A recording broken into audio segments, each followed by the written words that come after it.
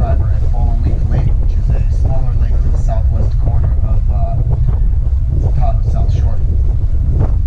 As we continue a little further north up the shoreline here, if you look on the shore, you'll notice a large rotting dead tree or log with a little bit of dirt patch to its left. There's some exposed dirt and a few small granite boulders. Well, if you look just above that, 50 or 60 feet in elevation, you'll notice a plateau with some wooded debris and rubble on it. Well, that rubble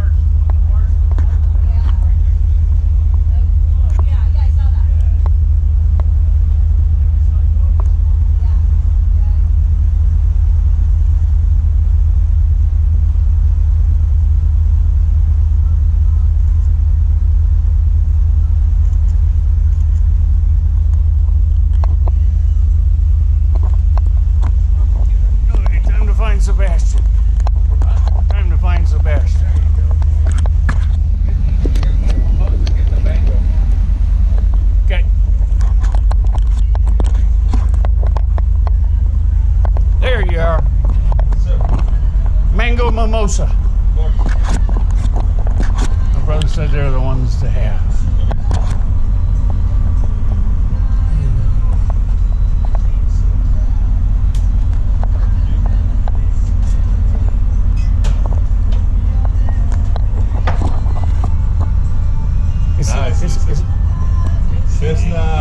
It's a 152.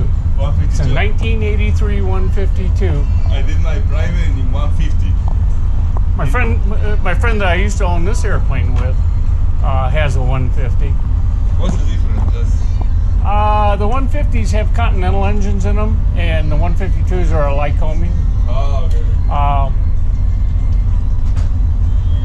The horsepower, I think the Continental is like a 105 horsepower, and the Lycomings will go up to 115, 120. So you can go more. Yeah, they have some that are modified. They're called a 150, also known as a Sparrowhawk. I see it here in America. It's the only country that you put in the N before the letters. Yeah, but we sold it about 7 years ago. My son flies a Challenger for FlexJet. A jet? Yeah. Wow. Challenger jet. Wow. Is it private? It's a fractional. You know NetJets? No. Well, NetJets is a big company. They're like American company? American taxi cab for rich people. Okay. So and the next company below that is FlexJet, the one that he works for. Wow. So it's like a private charge? Yeah, it's all private. All private. You buy blocks of time. You know, you buy 10, 25 hours at a time, and you use them up. It's kind of like getting a dance card. Yes. Wow. I can't believe that. And they have, I think they have over 700 jets. So. I want one. I want to give you one. I know that, and I remember those days. I remember when we first started flying his first commercial in a Cirrus. Serious? And then there was... Well, as we turned the corner of Eagle Point, we're getting our first glimpse at Emrald Bay. And as we enter Emrald Bay, in between our red and green buoys marking our safe entrance here, you will notice a change in the watercolor in about 80 yards. And that change in the watercolor is directly related to a change in our depth. Shallow. As we enter Emrald Bay, we're going over a shallow portion of lake bed here on Lake Tahoe, where we will have only about 8.5 or 9 feet of water between the bottom of our propellers and the bottom of this lake. And what this shallow section of lake bed is the terminal moraine that was left by the glacier that carved Emrald Bay's valley during the last ice age. During the last ice epoch, which lasted from about 140,000 years ago to about 10,000 years ago, give or take, the west shore, or the Sierra Nevadas, were covered in a glacial sheet that was over 5,000 feet thick. That glacial sheet was separate from the other North American ice sheets, and it ended right here at the west shore of Lake Tahoe. Over that 130,000 year period, that over-mile thick sheet of ice slowly advanced from west to east down the eastern Sierras. Not driftless. Not the driftless. Not the driftless. The valley that Emrald Bay is unique in the fact that it's the only one that had enough land mass pushed out to let the waters of Lake Tahoe at our current surface level fill the valley floor and give us our only weather-protected prominent inlet.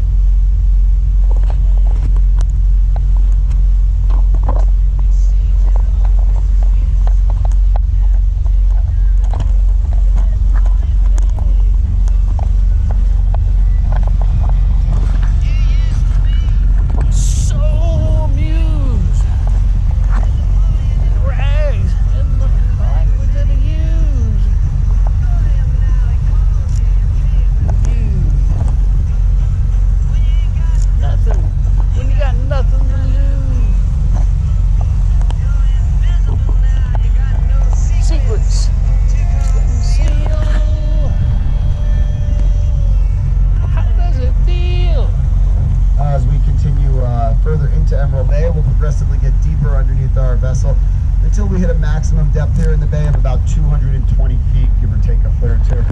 And that deep water mark lies just about 2/3 2/3 of the way between the entrance we just came through and the island directly off of our bow.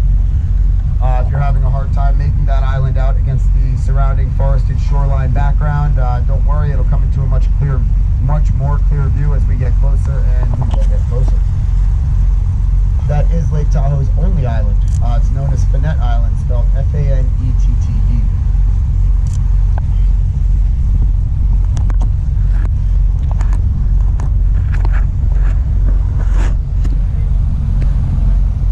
Looking at the rear of a 37-room mansion, not 37 bedrooms, but 37 total rooms.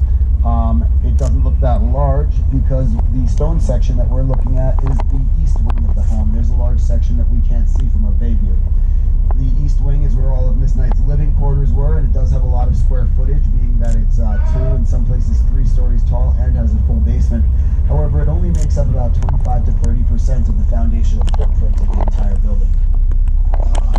If you were to walk directly through that back door that people are lining up at to get their tour, and out the front door of the east wing, you would be walking out into Laura's, or out of Laura's grand entrance into her courtyard. The courtyard is the west wing. The west wing had an archway built through the lowest level, large enough to drive a vehicle directly through that west wing and arrive getting dropped off in the courtyard at her grand entrance to her water feature.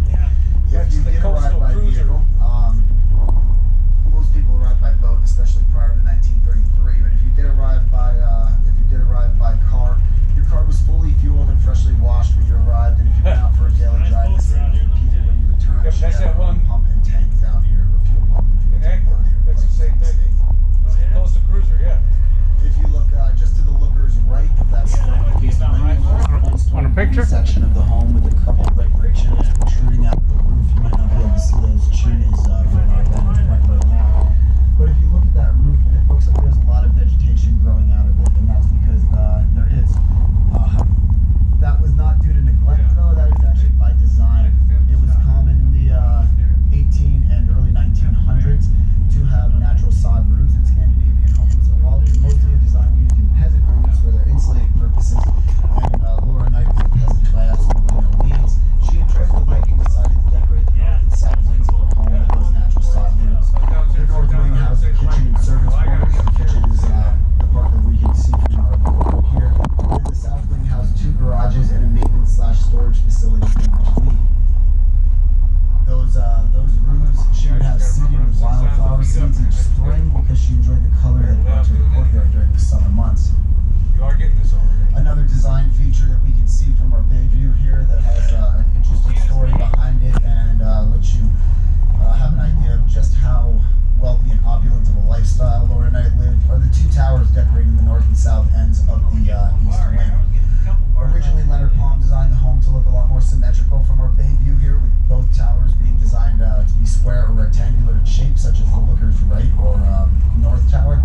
However, during construction, while Laura Knight was traveling, she found a rug she wanted to decorate her library with. That rug was made of cashmere, and she purchased it for $40,000. That's probably close to $500,000 today.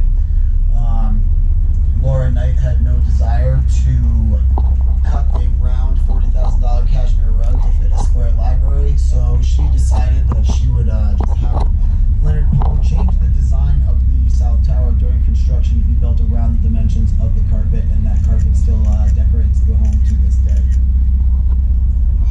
Laura moved for her first summer, and in the summer of 1929, she would spend every summer up here that she could, spending most of her year in Santa Barbara, California, in a 20,000 square foot mansion the rest of the year. She enjoyed 14 full summers up here between 1929 and 1944, and then in the spring of 1945, she began to fall ill. Fearing it was the end of her life, being almost 81 years old, she decided that she wanted to spend what might be the last of her days at her favorite estate, so she moved herself and her staff up here a little bit early that year and spent the latter part of the spring and a few days of summer, passing away 79 years ago this June, on June 26, 1945, at the age of 81 years old. As I mentioned earlier, she had one son, although he passed away at an early age before having any children of his own, so she had no one to leave this property to. The property changed hands twice between 1945 and 1953. The first gentleman owned it for about a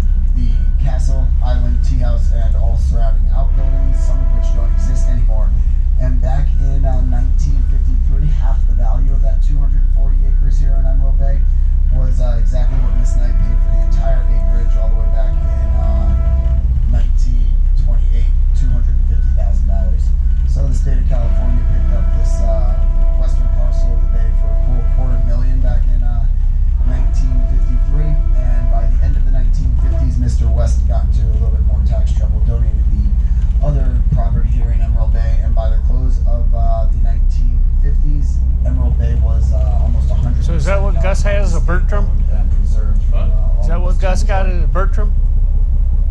This bay sits almost exactly as it did back in the 1950s. The new one, the big one. Very different view that we see today as opposed to what people saw prior to 1955. This large rocky section of hillside that you see off of our starboard bow here, prior to 1955, looked a lot more like the surrounding forest and hillside with a lot of vegetation. But the way the local lore goes, I have not been able to confirm this, but I've heard the story for decades, is that back in 1955 we had some very heavy early season snowfall that turned to rain in late December, saturating the snow on top and the land underneath. That combined with the state of California widening the road around Emrald Bay in preparation for the 1960 Olympic Winter Games that was coming to our basin. And the man put in charge of engineering that project, a gentleman named Dan, making a mathematical error, putting a decimal point 1 digit over from where he was supposed to, and instructing his men to put 10 times the necessary amount of dynamite on that hillside. Sent that hillside careening all the way into Emrald Bay over 65 years ago, so violently that they say you could see Great Grandpa Lee. the next day, 20 miles north. I got some pictures.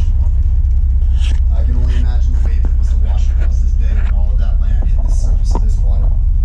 One interesting thing that we can see that still remains from that landslide are these limbs sticking out of the water's surface here just off of our starboard bow. In most places in the world, this would indicate some fairly shallow water. However, that's not the case here in front of the Emrald Bay landslide. We're not looking at tree stumps. We're looking at the remains of full-grown trees that slid down the hillside back in 1955.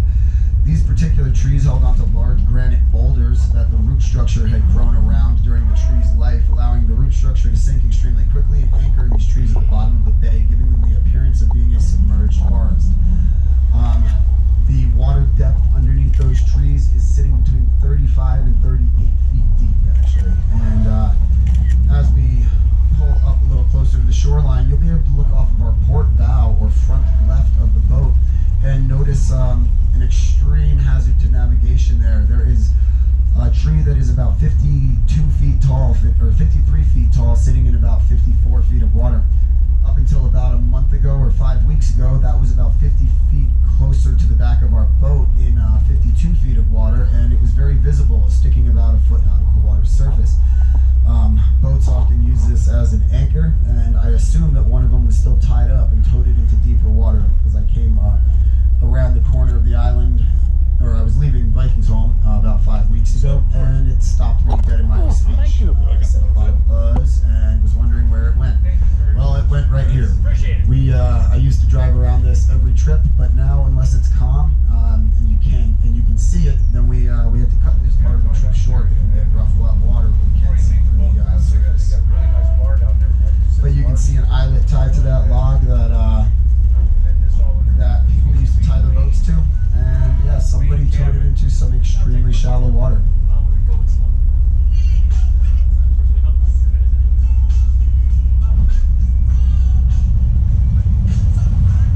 If you look just to the starboard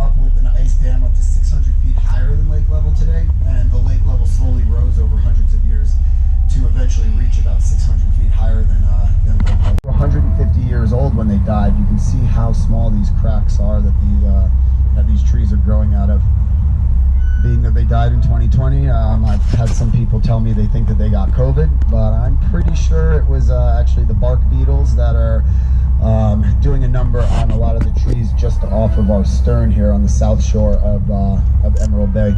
We have a species of bark beetle that is moving further and further north each year as our temperatures get warmer, and they're absolutely destroying a lot of the pines here in the Sierra Nevadas. While everybody's looking through this beautiful clear water and maybe snapping some pictures, if I could get one volunteer on the bow to keep their eye on those bushes for movement. Mountain lions can jump 3 times their body length.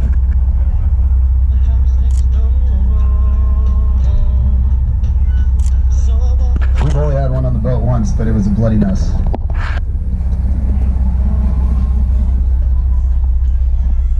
Can't be talking a lot of shit today, huh?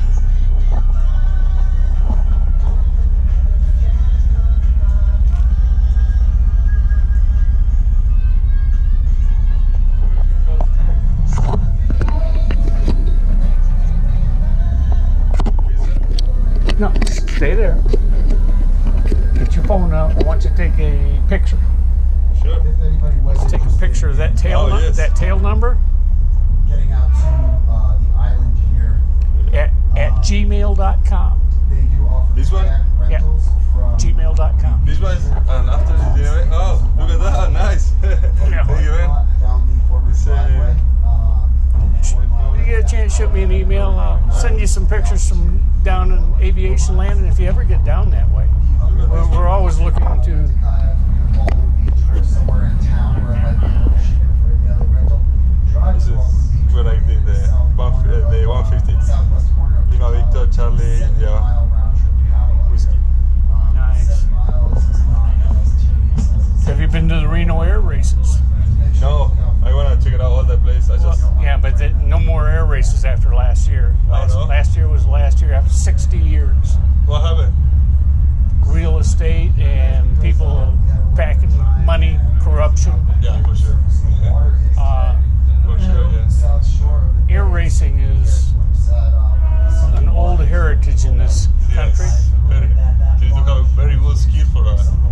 Yeah. Very good skills. A friend of mine who's a skydiving champion spent some time in the skydiving industry. But as he got out of skydiving, he went into being an aerobatic. He bought a T6 and was an air show aerobatics. Wow. And he got tired of that, so he bought a Lancer Legacy, highly modified, and raced for the first time last year at Reno. Wow. Very competitive guy. First time and last time in Reno. Right? Yeah, yeah. And the heat that he was supposed to be in got canceled because of the crash that they had there that stopped the races. Yeah. Oranges? Yeah, for sure. You have more tickets. The blue one? Yeah, no, you have tickets, the blue tickets. How many you want? On the shore, but every once in a while, when she really wanted to impress her guests with tea on the island, she was able to have her chauffeurs and maintenance men row her and her guests out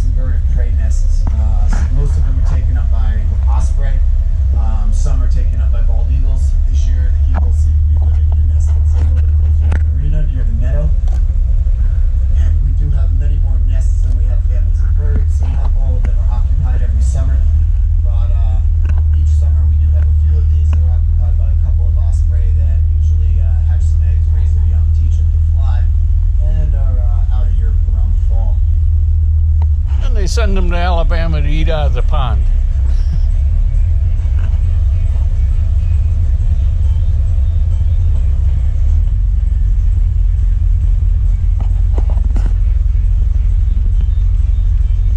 Reeling in the years.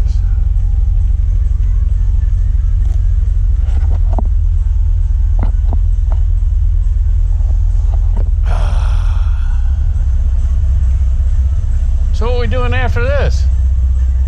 We're gonna go back to Nebraska for a while. Break time and then the casinos? Yeah, I told Chicky we were doing casinos tonight. Yeah, here is the Harvey's.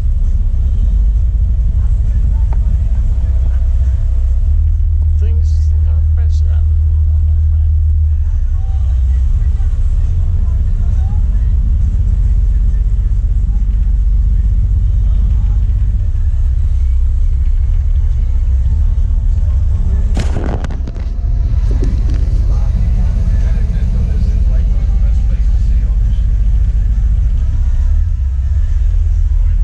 yeah, after you've been around it once, it's a good way to see it. How many people say they've been around it in it the same day?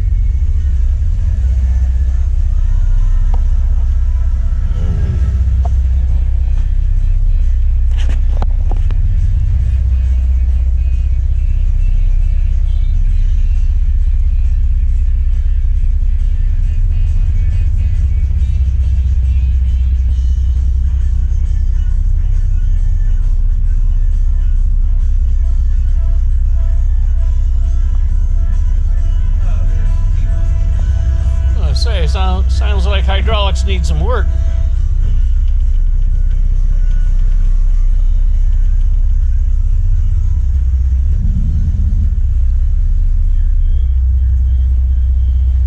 I was telling them about the Cross Florida Barge Canal and the history up in there.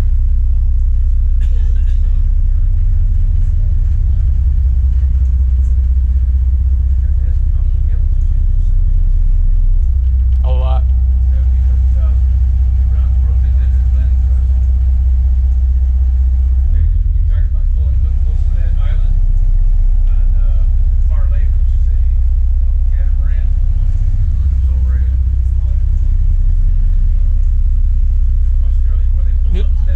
New Zealand? Yeah, New Zealand, where they pulled up and let the girls under the waterfall. I mean, same thing, just a huge island, just huge waterfall.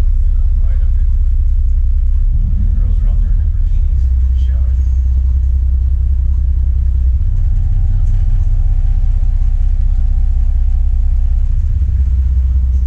Yeah, this is a nice boat. That one that was behind us is a nice boat too. That's the one that I wanted you to see. I'm looking at it going, yeah, that's it. That's the one that ski likes.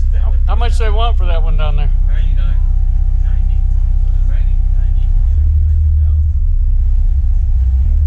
I think we can talk it down to 80. Blue water, cruiser, I think. I think we can talk it down to 80. Well, yeah, as long as it's on the market for it, too much anyway. Well, and the market's in a dive right now too. So Might be interesting for 75. Got an extra 75. Yeah, shit. My bag is the hotel.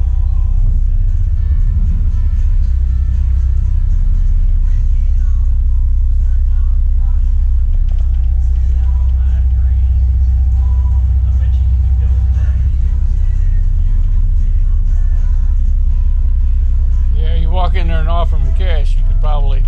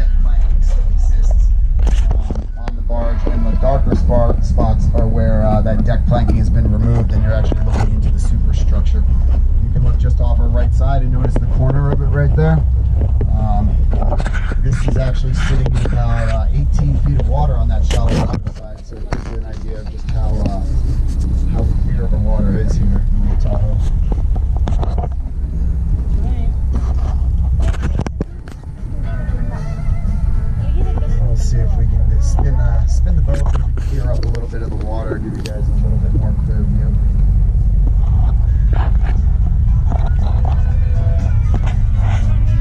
Me?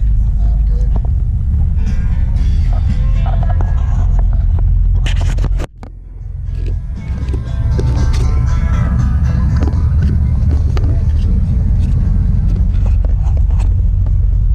Right behind you, Sebastian. Thank you, sir. So what was the barge for? It's rumored that they delivered wood on it from outside of the bay when the woman was building this home. And it was scuttled on purpose. They wanted to scuttle it in an area that was deep enough to not be seen from the surface, but it sank a little slower than they wanted to, and the wind blew it over here, and then it finally sank. So it gives us something to look at. Steel barge? Wood. Wood? Yup.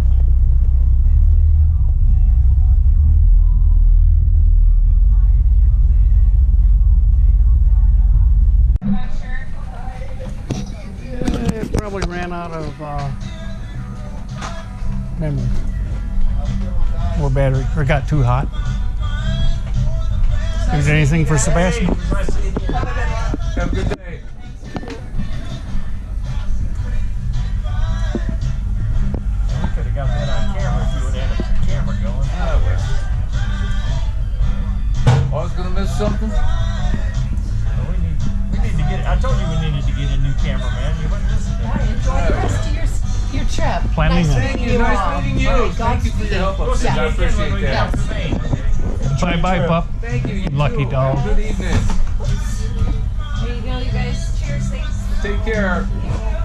Hey, what's your puppy's name?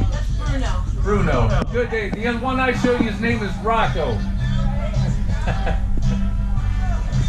My dog's name was Dinky. Dinky, was it a female? Yep. Okay, well that's it then. That's cool. That's cool. Some fish that nobody can seem to find. We both gave him a tip. Yeah, so you I just did. I just made you look better. all right, people. Ready? I'm ready. All right. Get to the dock and take a break. Everybody got everything they brought? Yeah.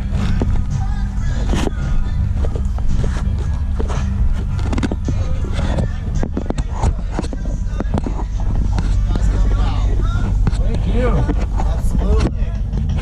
That's pretty good. You're holding the mic and talking and putting the thing on the dock. I like it. Yeah, not a good time. The first week I didn't want anybody talking to me because I actually had to concentrate. But after 5.5 years, I should be able to do multiple things at once. There you go. Email. Thank you very much. Absolutely, it was a pleasure. Yeah, the boat's easy. God bless. You get a He's a snowcat pilot, you know. And, I didn't know that. Yeah. Oh, yeah. We got the license. Oh yeah, private in Argentina. Really? Yeah, said Yeah. 150. Ah, Yeah. you should, I'll catch up. The first Fly plan up was here. coming here to make money to be a commercial license. Yeah. And see working out. no? Oh, that's awesome. Wow. You got your phone on you? Cute.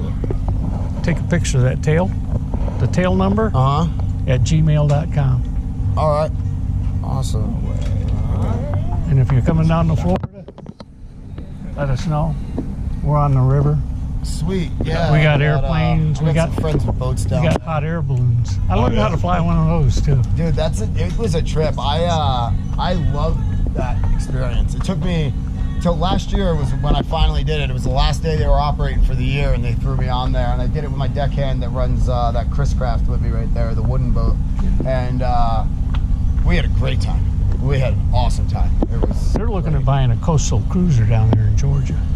Those guys are. Yeah, my brothers. Those are my two brothers. Okay, like the brand Coastal or just a coastal cruiser? No, the coastal cruiser, like the one that came up behind Oh us. yeah. We had one. We had one of those up here for sale. I don't know where it ended up, but it had gas engines instead of diesel. So it was a gas hog, but I think it had twin 454s. That thing had yeah. twin Four- 12 valve Cummins. 454s are good in the van, but other than that, Yeah, exactly. What was your name, man? George. George. Steve. Nice to meet Steve. you, man. Great I'll to remember meet you. that. That's my little brother's name is Steve. Oh, there's a lot of Steves. A lot of Steves. Steves. A lot of Marks. A lot of Georges. Captain Steve-O is what everybody What calls kind of party you got tonight? We have for Hilton Vacation Resort there. We have a standing private charter every Monday. They take out whichever of their owners are in town. So the owners in town. Yep, they're the timeshare owners. Been a pleasure, Steve. Yeah, you as well, George. God bless everything you do. And like I said, you get to Florida, put gmail.com on the end of that tail number. Sweet. And if you send me an email, I'll send you some pictures up that'll Awesome. be some fun stuff. Yeah, we got some YouTube I'll shit. shoot you an email. It's CaptainStevo82@gmail. Let me see it come in. Steve-O? Steve-O. Captain Steve-O. Captain Steve-O82. Yep. See you later. Take it easy. Get out of your way.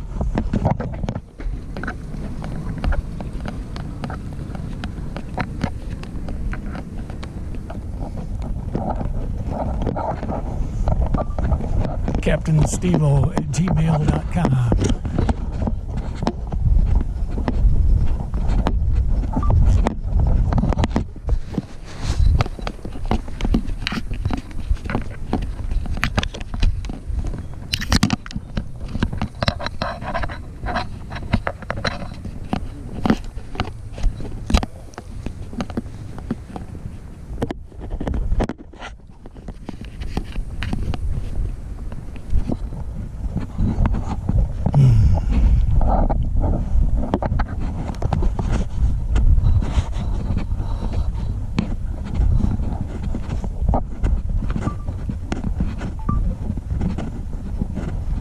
What's expensive?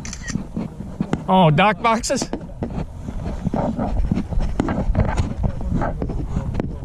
Tell you what, if Steve will turn around and stop and you go up there next to him and you turn around. Yeah, get a little closer to this boat over here. Huh? No, wait a second, stop. You want pictures of skis? Right there. You and him side by side. Now get the ski trails in the background. You ready? Yeah. Taking a lot of them. Got to get the good ones too.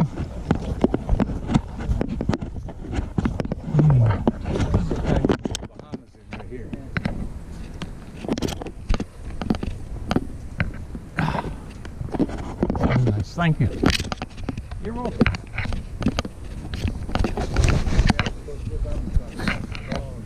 See the Beneteau?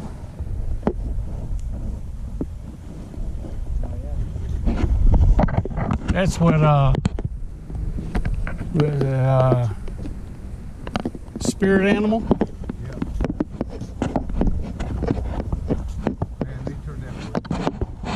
Yeah.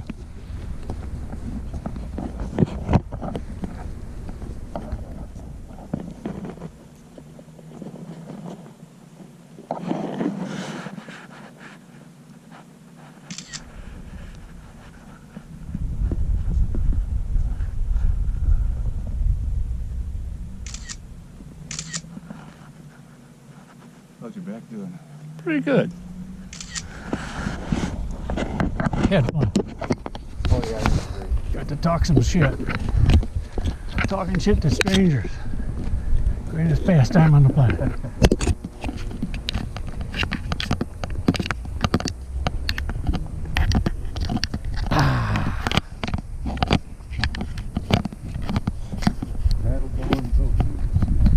Where?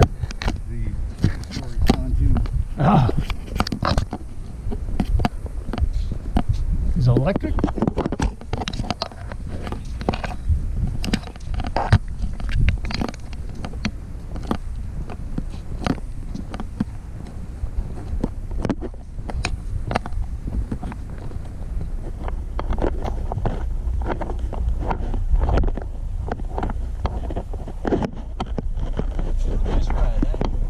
Yeah. It's nice not to have to think about the traveling. Only got commanded to take pictures a couple of times. I think I got you some stuff you're gonna. Yeah, well, you didn't get the girls. I wanted to get the girls. And you did. Yeah. Yeah, but that's what we're going to do.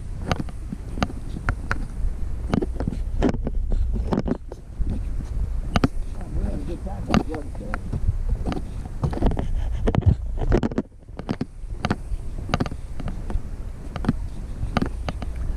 Canadians. I'm gonna stop here for a minute and wait for him. Good for my back.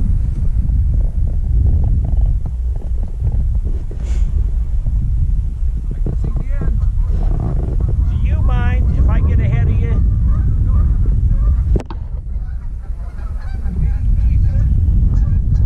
No, I mean just so I can pee before you get there. I don't need the key because I'm gonna go. I'll hang with him. Go out. I'm just gonna go pee while you guys I'll take care of him. finish the trip here. We're more than halfway. Go, I keep telling you. I wouldn't leave you here, except I thought it would save a little time if I went ahead. Well, I'm gonna be when I get to Doesn't that look kind of like a little pelvic hump up there? Yeah. With I was wondering what carved that in there like this. God was just trying to show us the way. Let me get a picture of that one.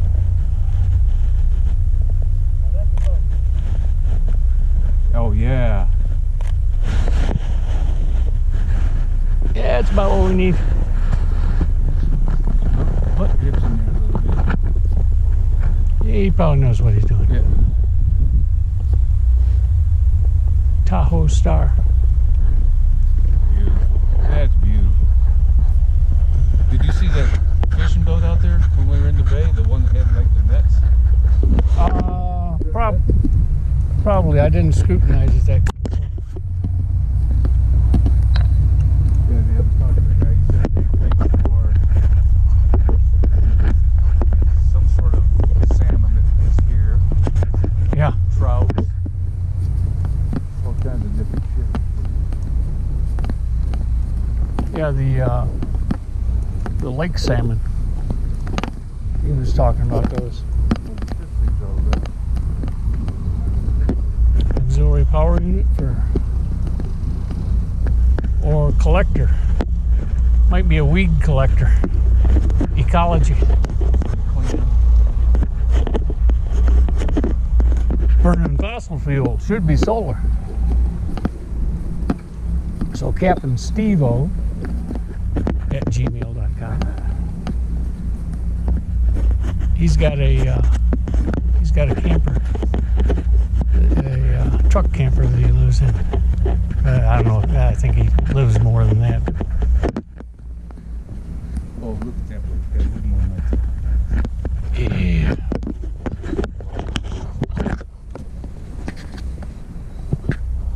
Rain dance. I knew that girl.